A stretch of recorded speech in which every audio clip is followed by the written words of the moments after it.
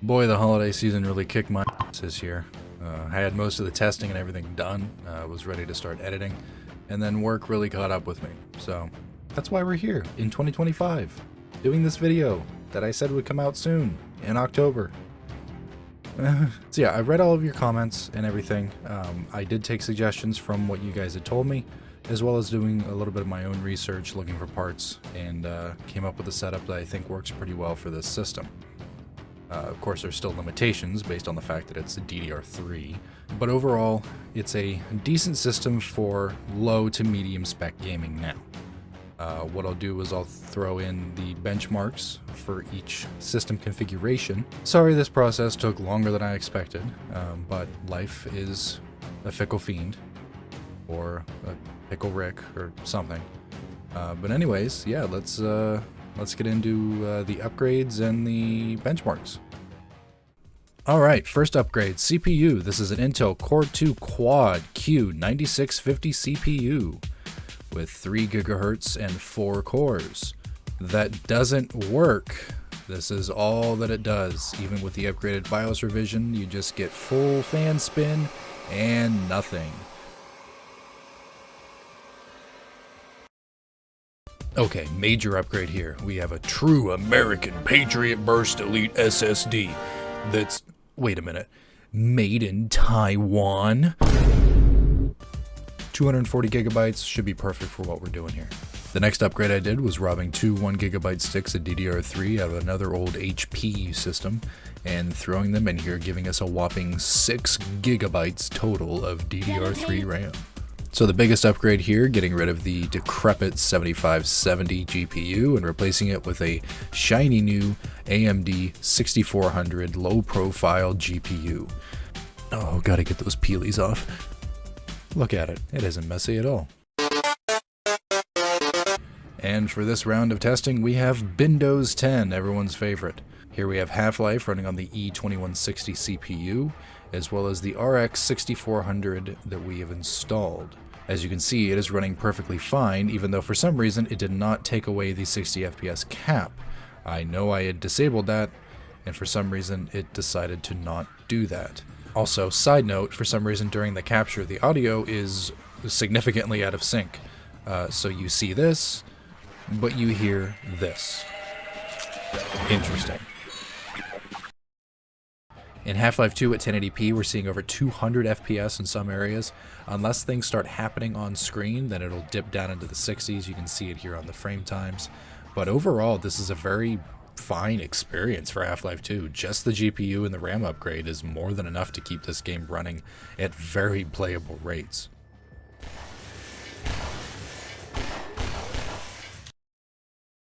In Portal and 1080p all high settings, everything's working really well.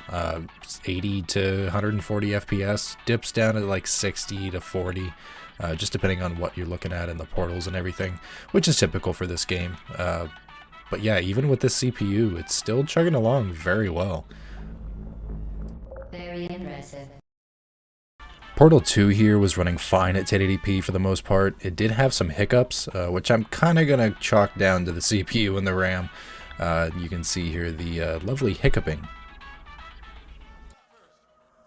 Do you know what I'm going to do? I'm going to work on the assumption that you're still alive, and I'm just going to wait for you up ahead. Head. I'll wait 1 hour, then I'll come back. Left 4 Dead 2, she kind of struggled to run here, as you can kind of see by the frame times and the frame rates.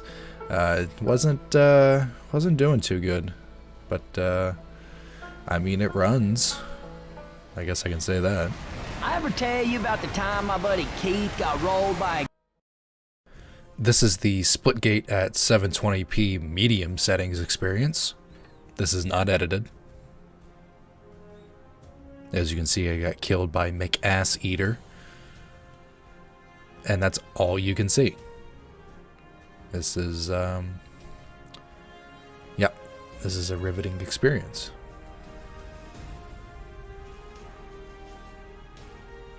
Yep, we're still, yeah. Crisis in 720p with all the settings set to medium is a mistake. Oh boy, it's rough. However, changing most of the settings to low and a couple of them set to medium, it actually becomes a bit more playable. It's 720p. Again, this is just a limitation of the CPU.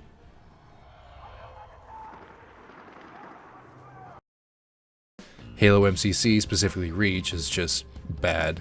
Even at 720p, you can see the frame times are just awful, the frame rate awful. Everything is slowed. It's not a good experience. No tweaking could have done anything to save it. Even lowering the resolution to 480p did nothing to save this game. It's just not running well. Looks to me it's because the RAM is almost completely maxed out just from the game itself, so that's probably the reason why. Lego Star Wars is running pretty well here. We do have some little dips and stutters, only in some small areas though, when you're really moving things around, but other than that, this is totally playable at 1080p.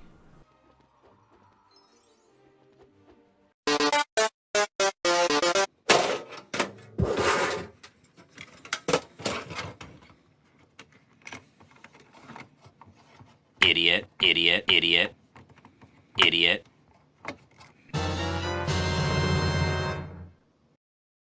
Now here's where things start getting a little weird. With the E5300 installed, now Windows or the BIOS, I'm not sure which one, is reporting the wrong CPU. Because this CPU runs at 2.6 GHz and the E2160 runs at 1.8, now we start seeing timing issues where things are running a lot faster than they should be. You'll see what I mean. So here's ultra-fast Half-Life running on the E5300, and it's about the same, maybe a little bit better, which is a bit strange because it is a better processor.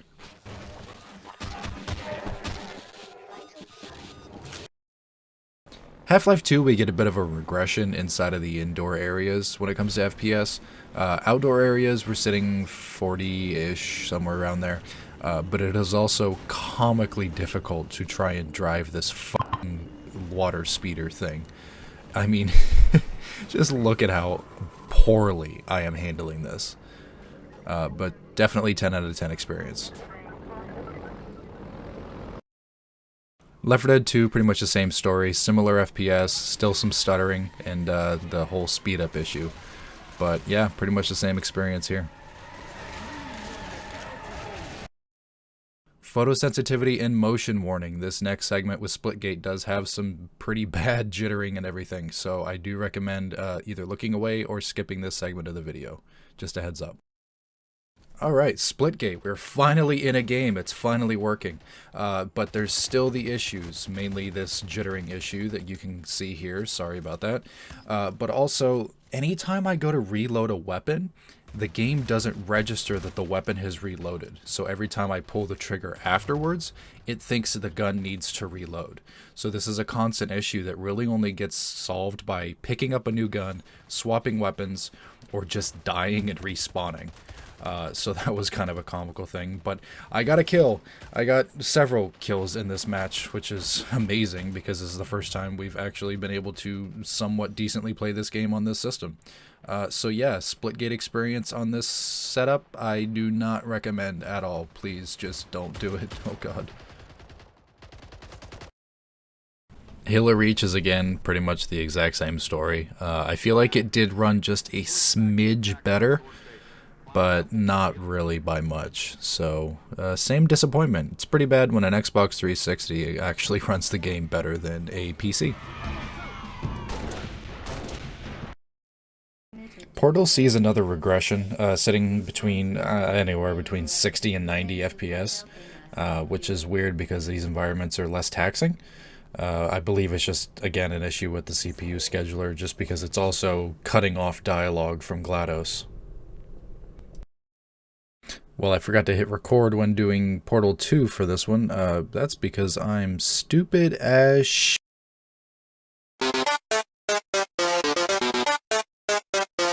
Now the E8600, and look at that! After several restarts, it actually shows correctly, which means we're not going to have timing issues. Hooray!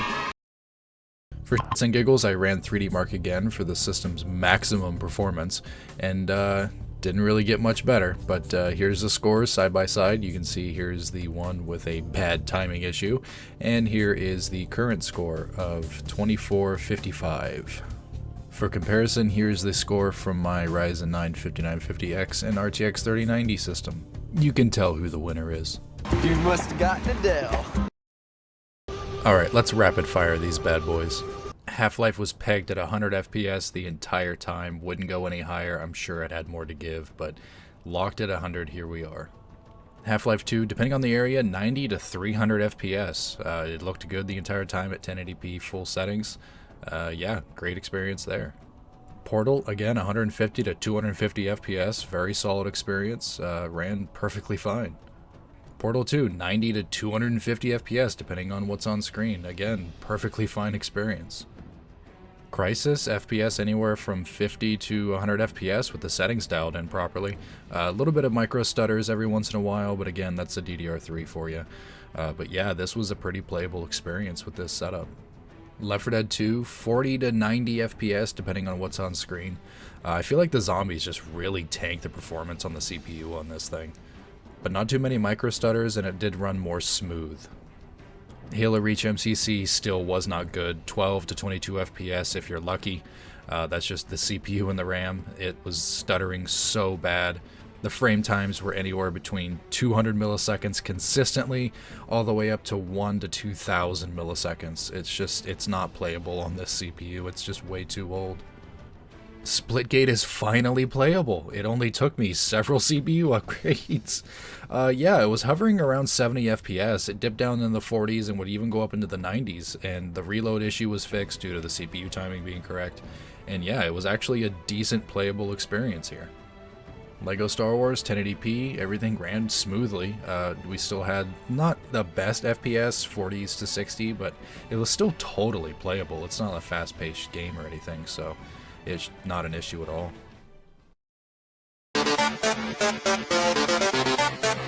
Half-Life 1, again, maxed at 100 FPS, so no surprise there. Half-Life 2, upwards of 300 FPS in some sections, so pretty much the same, if not a little bit better on Linux. Portal, same thing, over 150, 250 FPS. Portal 2, 150 to 300 FPS, even better performance here on Linux. Halo Reach was pretty much the same, but this time actually dumping it to the lowest possible graphic settings, I mean the lowest resolution, and 25% resolution scale actually gave it above 30 FPS. But this is what you get with that. I don't think it's a worthy trade-off. Left 4 Dead 2, 60 to 90 FPS plus. I mean, it's feeling a lot better than it did in Windows. So that's definitely an improvement. Crysis sitting here around 25 to 60 FPS, but kind of staying more around 50. But even though it's a lower frame rate than what we saw in Windows, it does run smoother. So I guess it's that little bit of a trade-off. Splitgate, this time in 1080p, actually runs a little bit better. 30 to 60 FPS, depending on what you're looking at, what's going on. And usually kind of hovering around 50. So it worked out pretty well. Setting the graphic settings up to high just kind of tanked that performance though, so better to keep it in medium. Lego Star Wars Complete Saga was locked at 60 the entire time. No problems whatsoever, even more stable than Windows. Time to play the Alrighty, on to emulation. When we had the E5300 still in the system, we pulled up Super Mario Sunshine, and the performance was not good. You could see it was struggling to run, but also running too fast, which is a strange sentence to say, but I mean, the results kind of speak for themselves. Using the E8600 in Linux through RetroDeck, it does seem to be running a lot better and more accurate. Although there is this weird smearing that's outside of where the 4x3 window would be. I don't know if that's an issue with the settings I had within Dolphin in the emulator, or what the dealio here is, but yeah, it was definitely weird. Moving on to Xbox emulation through Zemu on the E5300 system, it just doesn't boot. You double click it and it does nothing. So, L? With the E8600 system, it did finally load Zemu. I got it to play SSX on tour. It's not running well at all. You can see the frame times and the frame rate is just poor. Running the same system in Linux and trying to boot the emulator through RetroDeck, it just didn't work. It shows the intro video and then nothing else will show on the screen. I have no idea what the issue was, and to be honest, I wasn't going to sit through and try and troubleshoot it. It just wasn't worth my time. However, Halo works. It doesn't run very well. I don't know why you would want to play an Xbox version of Halo on this system when you could literally just get the PC version that's not on MCC. But yeah, you could play it with 11 FPS if you wanted to. Moving on to PS2 on the E5300 system, I could not get the 2.2 version of PCSX2 to work. Apparently it was missing some kind of instruction set that was required, so I had to downgrade it to 1.6. However, you can see here in GTA San Andreas, it is running pretty poorly. The comical size of the frame time graph just in the way of the screen the entire time made it very difficult to play. But also very amusing. On the E8600 system, I'm running the same PCSX2 software, and it's the same story. A little bit higher FPS, but the frame times are still bad, and that graph is still just kind of in the way. Now on Linux, running it through RetroArch, it is actually running perfectly fine. 30 FPS as it's supposed to be, and it's not stuttering like crazy, so there's some kind of wizardry going on in the RetroArch version. But yeah. Works pretty damn well. And I know what you're all thinking, what kind of performance does that Patriot Burst SSD have? Well, here's the Crystal Benchmark results. One of the fun quirks of the system was trying to install the graphics drivers. After updating the graphics card, trying to install the proper and new updated drivers from AMD caused the system to immediately blue screen as soon as you logged into Windows. I have no idea why, but I would have to go into safe mode, run DDU, and go back into normal Windows and let Windows Update do their version of the driver update. The version of the driver I was trying to install was 32.0.12.019.1028, but the Windows Update version that actually worked was 31.0.22.017.3004. I have absolutely zero idea why this was causing this blue screen issue, but at least now you know what driver version I was using for this, if you really wanted to know. Alrighty, well, thank you for watching. Really appreciate it if you actually made it all the way to the end. I'd appreciate it if you hit the subscribe button, because if you don't, I will take this bird and I will throw it in the ocean. Or maybe not, I don't know. But anyways, see you in the next one.